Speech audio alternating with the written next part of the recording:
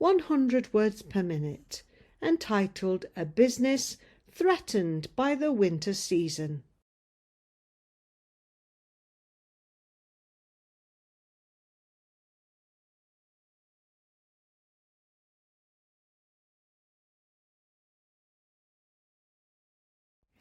This is a passage written at 100 words per minute, but it's been written with a view to revising the practice of disjoining S when s-vowel-s comes at the end of a word.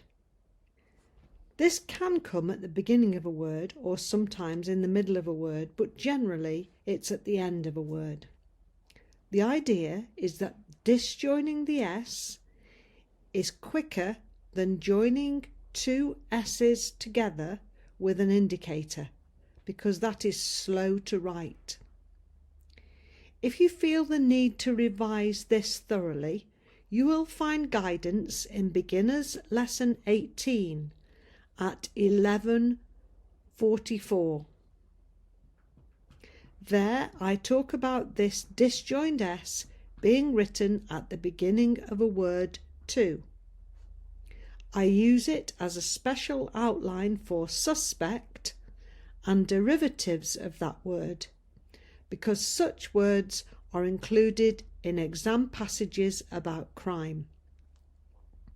So suspect, suspected and suspicious are words I write with a disjoined S at the beginning. In Beginners Lesson 18, I liken the resulting outline to a stick man. As I said, it is more commonly used at the end of a word, and here are the words in this passage that employ that principle. So more or less in order in which the words appear in the passage, let's start with the word season. It begins with an S, then there's a vowel, or vowels in this case, and then another S. So there's two ways of writing it: joining the two S's together with an indicator, or disjoining the S and putting the N underneath. Now you could use either, but for that particular word I would tend to join the two S's together. The next word, which has s-vowel-s at the beginning, is suspend. And here I show you two ways of writing. The first one with the disjoined S, then the P underneath, N and D, or joining the two S's together with an indicator and then the P, N, D. For my personal preference, again, I would go with the s-vowel-s. In other words, I only use the disjoined S for the words I've talked about, which is suspect and derivatives of those words, but there isn't any reason why you shouldn't disjoin the S at the beginning of any word that begins s-vowel-s. Now let's look at the word resist. Here you've got an s-vowel-s in the middle of the word. Now I would never disjoin the S in the middle of a word, so in resist I've written R, S, I indicator, S, T, and both S's are outside the angle. Tricky little outline to write, but once you've written it a few times you get the flow.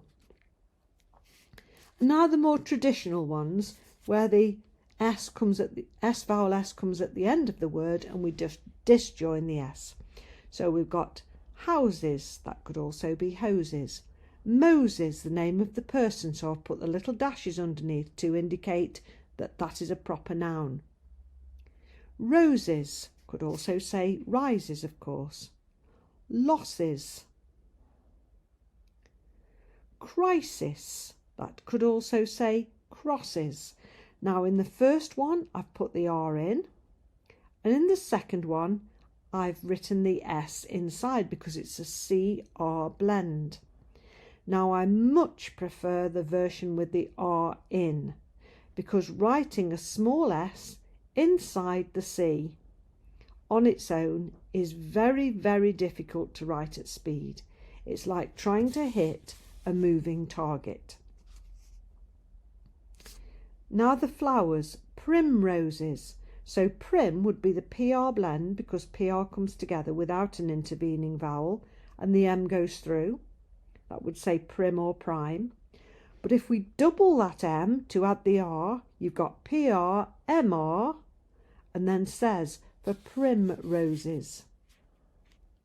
Next one is crocuses, CR blend again. CR comes together without an intervening vowel, so the next consonant goes inside, in this case a C. That could say crack or crock. In this case it's croak, is, and the says at the end is that disjoined S.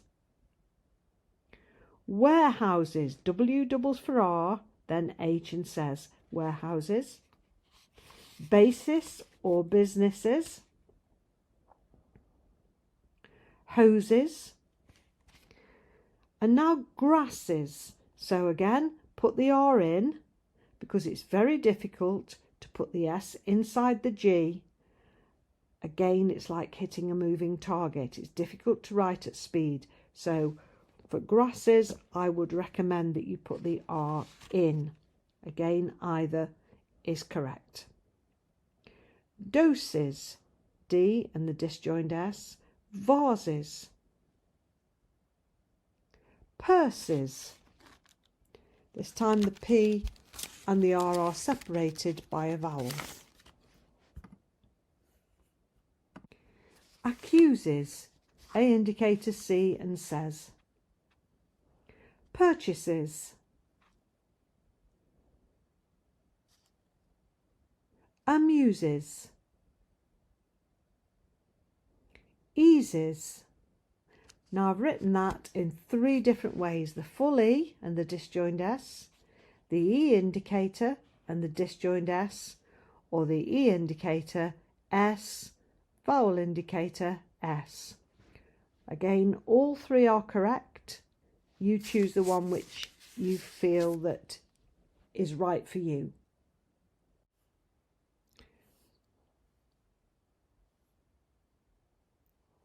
Rises. Buses. Arises. I've put the R in. That's to prevent us having to write the S inside the little A because it's an AR blend there. Exposes. Businesses. And finally, opposes.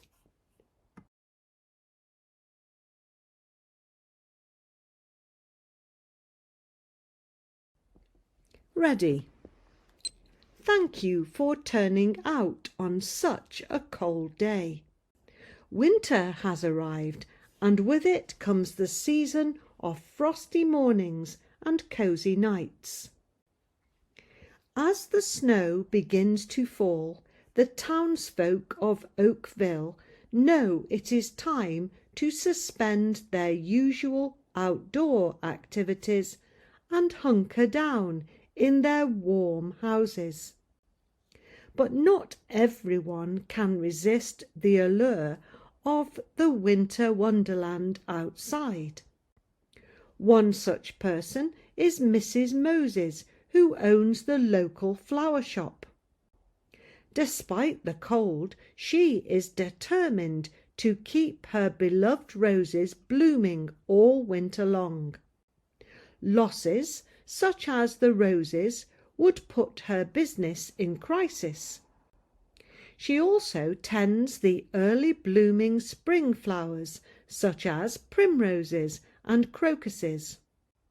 Because many people long for spring, these are grown in warehouses with special conditions to make them bloom early. They are a big seller to brighten our homes. On a daily basis, she tends to her precious plants with great care, spraying them with water from the hoses she keeps on hand. She always pays special attention to the ornamental grasses, which need several doses of water to prevent shedding. a dry atmosphere poses a threat. But Mrs. Moses's love for flowers goes further.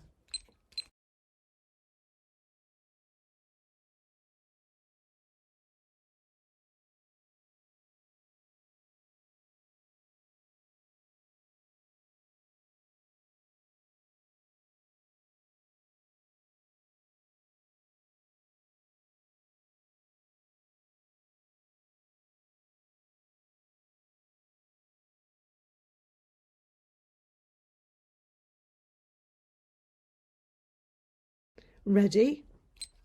She also enjoys purchasing vases in which to display them, and purses with floral designs to complement her floral outfits. Her husband, Mr. Moses, often accuses her of overspending on her flower-related purchases, but she simply amuses him with a smile and a twirl of her floral scarf. As the days pass, the town begins to stir once again. Historically, as the threat of extreme weather eases, activity rises again. The buses resume their routes. Children begin playing in the snow and building snowmen. The sound of laughter and chatter arises once more, filling the air with joy and excitement.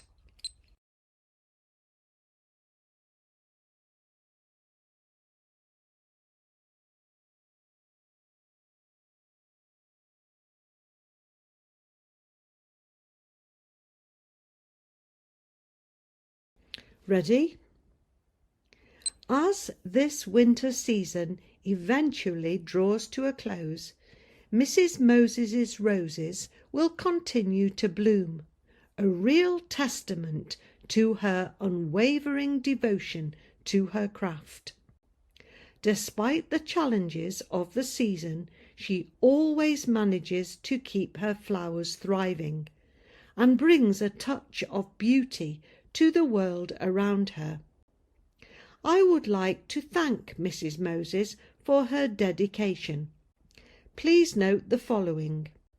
Winter exposes businesses like this. It threatens them and opposes them. Determination to fight back has paid off, and the hard work done is to the benefit of us all, with colour throughout the winter.